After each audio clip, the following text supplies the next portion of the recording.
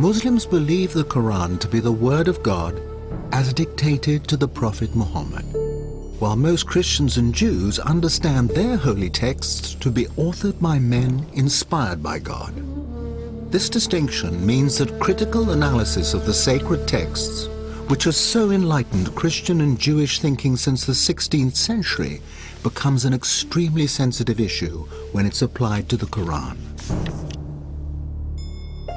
And it doesn't help when those scholars who are making the attempt are largely Western non-Muslims. Can their studies really shed new light on the text and its origins?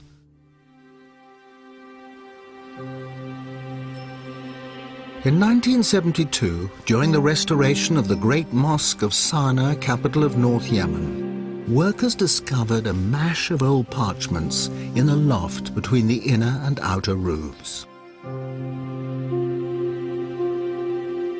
The entire load was stuffed into some 20 potato sacks, where it might have remained were it not for the arrival 7 years later of Dr. Geert Puin, a German scholar and Quranic expert.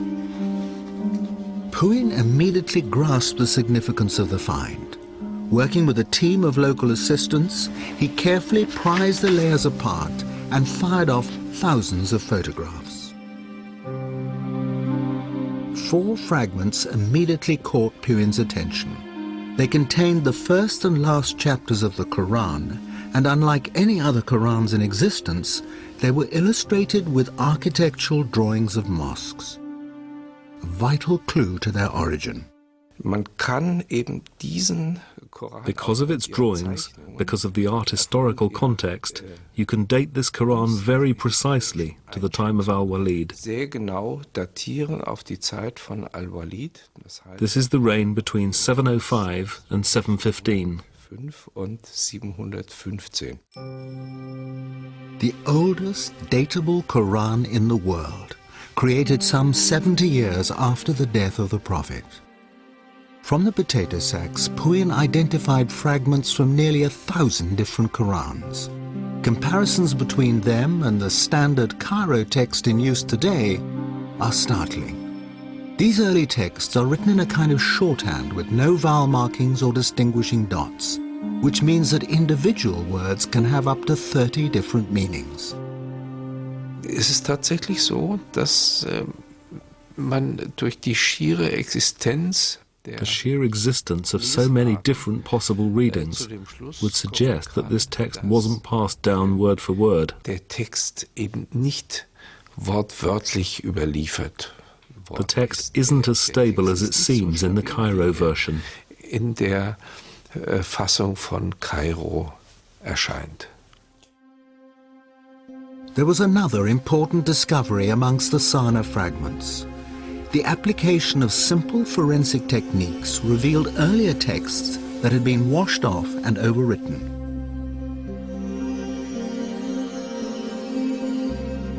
Although the hidden text revealed no contradictory meanings, words had been changed, verses and whole chapters rearranged. If his researches are correct, particularly on dating, it suggests, in fact, that the Quran was not a single product, a single entity that was fixed by 650, but actually developed much, much later, hence the overlaying of texts of written materials. None of this phases Islamic scholars, past and present.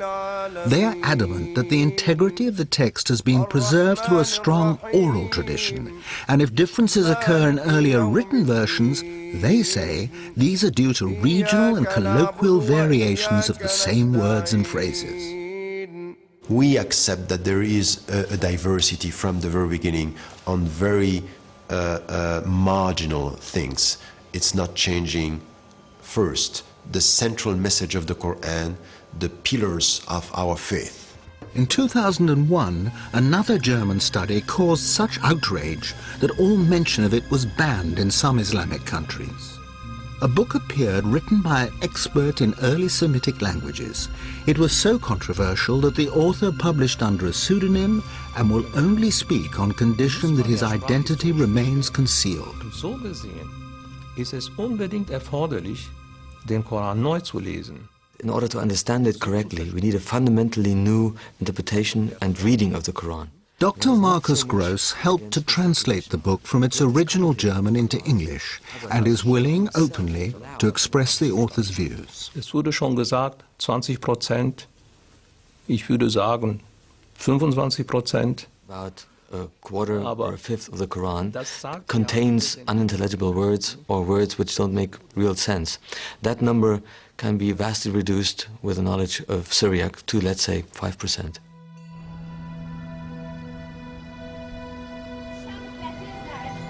Syriac, or Syrio-Aramaic, had become one of the dominant languages of Christian liturgy by the 3rd century.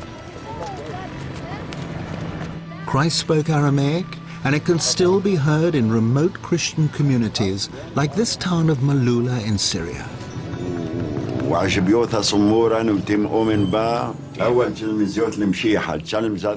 But at the time of Muhammad, Syrio-Aramaic was the major written and cultural language of the whole region. Written Arabic was in its infancy. Wir haben bis zum Koran einige Inschriften. There are pre-Islamic inscriptions in Arabic, very short texts, but the first real book written in Arabic is the Quran. But you're saying the Quran is written in 2 languages. Ja, ich würde sagen, es gibt ja kaum eine Kultursprache. In many areas in the world, languages mix constantly, all the time. Denn to make it understandable to a speaker of English, you have to go back about 1,000 years. Imagine the Anglo-Saxon peasant talking to his master, who was a Norman and spoke a mixed language of French and an Anglo-Saxon. And you could only understand that mixed language with a knowledge of both. Muslim scholars of the past had the confidence to acknowledge foreign words in the Quran. In the 10th century, Al-Tabari, one of the most respected commentators, identified Hebrew, Latin, Greek, Persian, Abyssinian, and Syriac words. The difference, though, is that Luxembourg is claiming new meanings that have never been suggested before. How can one German professor challenge the collective judgment of more than 1 billion people, and on what basis? What method does he use? Ich bin natürlich bemüht, zunächst einmal eine arabische Lesung und eine arabische. Whenever I try to find a solution for an unclear passage, the first step is to try to find an overlooked meaning of an Arabic word which is not used today, but which can be found in old dictionaries, something that the commentators didn't consider. Only if that is not possible, I take into consideration the meaning of the root, of the corresponding root in Syriac, or a possible misreading. Misreading in this case means that the undotted text was dotted wrongly. Then there's also the possibility that a Syriac letter was by mistake written within an Arabic text. Using these methods, Luxembourg examined some of the most obscure passages of the Quran. After Mary has given birth to Jesus, in the Arabic Quran, the archangel says to her, "Be not sad, your Lord has placed a little river beneath you." In Luxembourg's version, "Be not sad, your Lord has made your delivery legitimate." And there are other highly contentious examples. God's command to a skeptic in Arabic, "Look at your food and drink, look at your ass," becomes "Look at your condition and look at your overall state." At the end of the world, the earth steps forward in Arabic. In Syriac, the earth splits open. Plausible to some, but do any of these changes affect the central precepts of Islam? Or is Luxembourg just adding a little poetic color here and there? Was soziale Gepflogenheiten angeht, wie zum Beispiel... It's certainly not key precepts like the existence of God or afterlife, which is challenged by my interpretation, but many everyday customs. One example is the veil. The Quranic verse adduced to prove their position talked about humur, which had to be beaten on the pockets. The sentence was a bit obscure.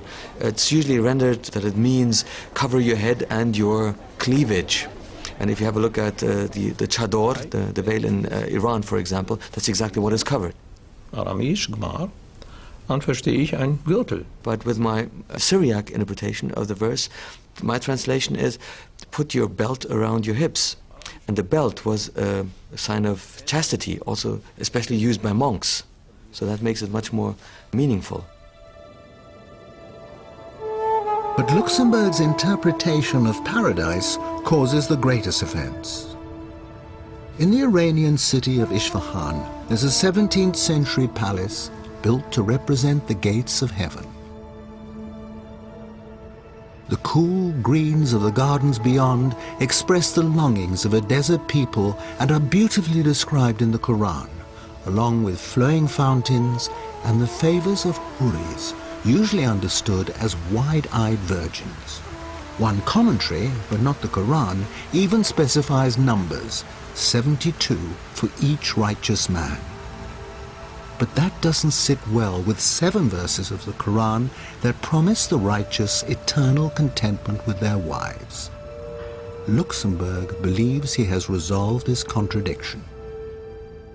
Mit weiß großäugigen Huris verheiraten. There is one passage in the Quran dealing with the Huris, in which it says, وَزَوَجْنَاهُمْ بِحُورٍ عِينٍ. We have paired them with dark, wide-eyed maidens. That is the traditional understanding of this verse. If you put the dots on the undotted text a little bit differently, what comes out is, we will make you comfortable under white, crystal-clear grapes. For the suicide bomber, then, not the prospect of 72 virgins in paradise, but in Luxemburg's interpretation, a modest bunch of grapes. German study, as far as I'm concerned, is very Christian-centric. It's influenced by the way Bible has been researched and put together. Bible and the Quran are not the same. It is the connection Luxemburg makes with Christian symbolism that is highly inflammatory to many, but a persuasive argument to others.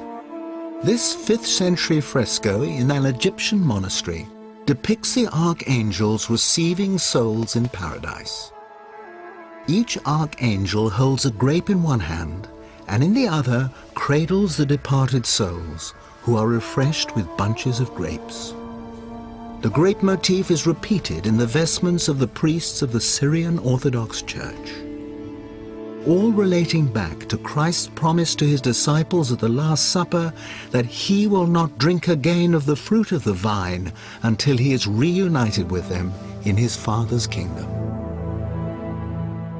If foreign words were in the Arabic dictionary at the time of the Prophet, surely they had evolved into an Arabic meaning. So that particular word, even if it is Syriac, must be understood in the way the Arabs understood them.